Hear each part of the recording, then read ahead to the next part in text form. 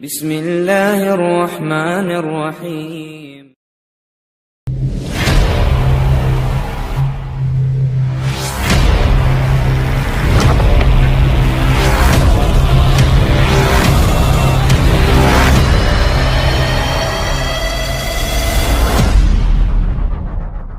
अस्सलामुअलैकुम दोस्तों, मेरा नाम आसिफ खान और आप देख रहे हैं इंडियन मुस्लिम। दोस्तों, अक्सर हिंदू लोग ये कहते हैं कि महमूद गजनवी, मोहम्मद गोरी, बाबर ये सब विदेशी थे, हिंदुस्तान के नहीं थे। मगर दूसरी तरफ यही लोग अखंड भारत का रोना भी रोते हैं और कहते हैं कि पाकिस्तान, अफगानिस्तान, तिब्बत ये सब पहले भारत का ही हिस्सा हुआ करते थे। ये नक्शा देखिए, इनके हिसाब से ये अखंड भारत था। गौर करिए, इसमें अफगानिस्तान को भी भारत का ही हिस्सा बताया गया है, जो कि सन 1876 में भारत से अलग हुआ इनके हिसाब से। अब सवाल ये पैदा होता है कि अगर अफगानिस्तान भी भारत का हिस्सा था तो महमूद गजनवी, मोहम्मद गोरी, बाबर ये लोग विदेशी कैसे हुए?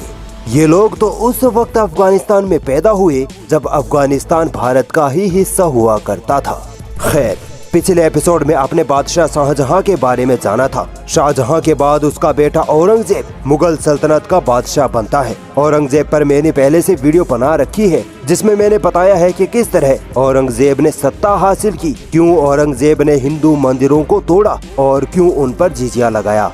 आज की ये video Aurangzeb versus Shivaji, Maratha versus मुगलों पर होगी और साथ ही मैं आपको ये भी बताऊंगा कि औरंगजेब ने शिवाजी के बेटे संभाजी को क्यों मरवाया था।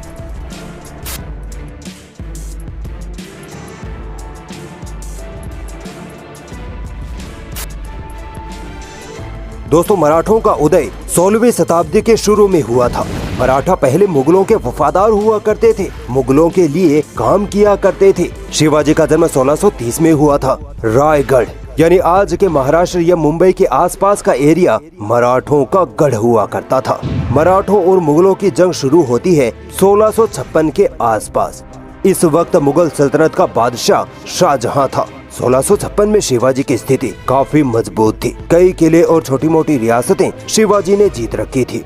1656 में शिवाजी ओवर कॉन्फिडेंस में आकर मुगल सल्तनत के शहर अहमदनगर पर हमला कर देते हैं और ये हमला मुगलों को खुला चैलेंज था। मगर इस वक्त मुगल सल्तनत में उठापटक चल रही होती है। शाहजहां बीमार पड़ा होता है और उसके चारों बेटे दारा शिकोह, शाह शुजा, मुराद और औरंगजेब गद्दी के लिए आपस में लड़ रहे होते हैं। इसी गुत्थम गुत्थी का फायदा उठाकर बीजापुर और गोलकुंडा रियासतें मुगल सल्तनत से आजाद हो जाती हैं। ये दोनों रियासतें शिया रियासतें थी। शिवाजी भी मौका पाकर इन शिया रियासतों के साथ मिल जाते हैं। मगर 1658 में जब औरंगजेब मुगल सल्तनत का बादशाह बनता है तो वह सीधा बीजापुर और गोलकुंडा रियासतों को सबक सिखाने की ठानता है। औरंगजेब अपने मामा शाइस्ता खान को इस अभियान के लिए दक्कन का सूबेदार बनाकर दक्षिण में भेजता है। हिंदुत्ववादी लोग कहते हैं कि औरंगजेब शिवाजी से डर गया था, इसीलिए उसने शाइस्ता खान को भेजा था। ये बिना वजह शिवाजी को महान बनाने के लिए बोला गया झूठ था। उस वक्त औरंगजेब को ये तक पता नहीं था कि शिवाजी है कौन। खैर, शाइस्ता खान जब दक्षिण पहुंच जाते हैं तब उनका सामना शिवाजी से होता है। मराठों में अभी इतनी पावर नहीं थी कि वो मुगल सेना से सीधी टक्कर ले सके। मराठा गुरिल्ला वार यानी छापा मार युद्ध लड़ते थे, यानी आधी रात में सोती हुई सेना पर हमला करना, पीछे से मारकर भाग जाना मराठा ये किया करते थे। शाइस्ता खान ने मराठों को काफी नुकसान पहुंचाया था, यहाँ तक कि उन्होंने शिवाजी के उस लाल महल को भी फतह कर लिया था जहाँ शिवाजी कभी रहा करते थे। सन 1663 में एक बार शाइस्ता खान इसी लाल महल में सो रहे थे कि अचानक शिवाजी अपने 400-500 सैनिकों के साथ आधी रात को महल पर हमला कर देते हैं। इस हमले में मराठों ने औरतों, बच्चों समेत सैकड़ों लोगों को मौत के घाट उतार दिया था। शिवाजी किसी तरह शाइस्ता खान के कमरे तक पहुंच जाते हैं और शाइस्ता खान पर हमला कर देते हैं, जिसमें शाइस्ता खान काफी घायल हो जाते हैं, मगर वो किसी तरह वहाँ से बच निकलते हैं।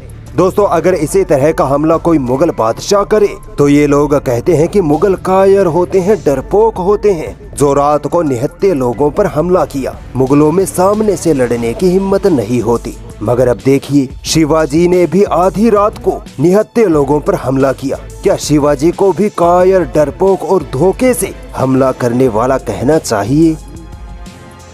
दोस्तों शाइस्ता खान ने मराठों को काफी हद तक कमजोर कर दिया था। इसी वजह से मराठों के पास धन दौलत की कमी आ जाती है। पैसों के लालच में शिवाजी सूरत को लूटने का प्लान बनाते हैं और सन 1664 में शिवाजी सूरत में भयंकर तरीके से लूटमार करते हैं। कत्लेआम होता है, कई लोगों के घरों को उजाड़ दिया जाता है, जिनमें ज्यादातर हिंदू ही होते हैं। सोचिए यही काम अगर मुगल करते तो उनको लुटेरा कहा जाता, मगर शिवाजी को। शाइस्ता खान जब घायल होकर औरंगजेब के पास पहुंचते हैं तब औरंगजेब भयंकर तरीके से गुस्से में आ जाता है। यही वो वक्त था जब औरंगजेब को शिवाजी के बारे में पता चलता है, मगर अब भी औरंगजेब का टारगेट बीजापुर और गोलकुंडा ही थे, ना कि मराठा। मगर हाँ, अब शिवाजी को कुचलना भी जरूरी था। इसीलिए औरंगजेब अपने वफादार सेनापति राजा जयसिंह को दक्कन का सूबेदार बनाकर साउथ की तरफ रवाना कर देते हैं। राजा जयसिंह आते ही मराठों पर इस कदर टूट पड़ते हैं कि मराठों को भागने तक का मौका नहीं मिलता। मराठों और शिवाजी को हद से ज्यादा ग्लोरीफाई किया जाता है। उनको बढ़ा चढ़ाकर इतना ताकतवर बताया जाता है कि जैसे मराठों ने मुगलों के आगे कभी घुटने नहीं टेके थे, मगर इतिहास इसके बिल्कुल उलट है।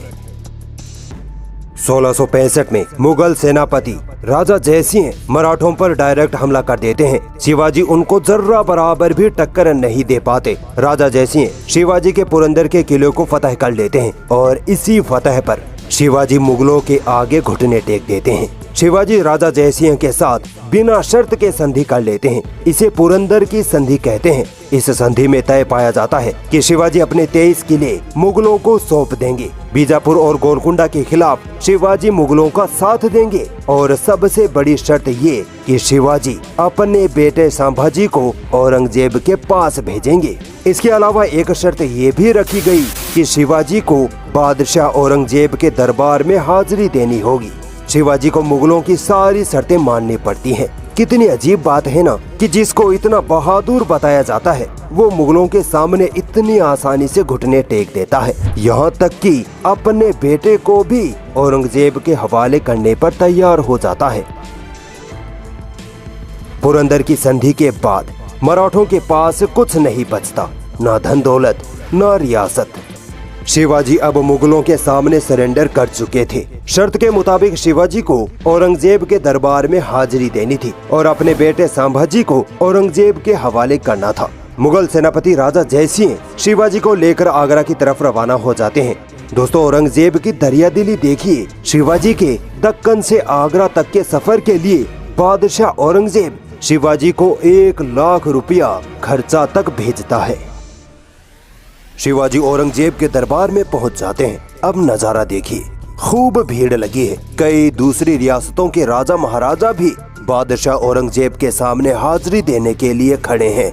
दस्तूर के मुताबिक शिवाजी औरंगजेब के सामने झुककर 3 बार सलाम करते हैं। चूँकि बादशाह औरंगजेब के सामने शिवाजी एक छोटी सी रियासत का हारा हुआ राजा था, इसीलिए बादशाह औरंगजेब शिवाजी पर ज्यादा तवज्जो नहीं देते और शिवाजी को बाकी राजाओं के साथ बिल्कुल पीछे खड़ा कर देते हैं। औरंगजेब का ये बर्ताव शिवाजी को गुस्सा दिला देता है और शिवाजी वहीं दरबार में चिल्लाने लगते हैं कि मेरे साथ ऐसा बर्ताव क्यों? मैं एक राजा हूँ, ना कि कोई मनसबदार।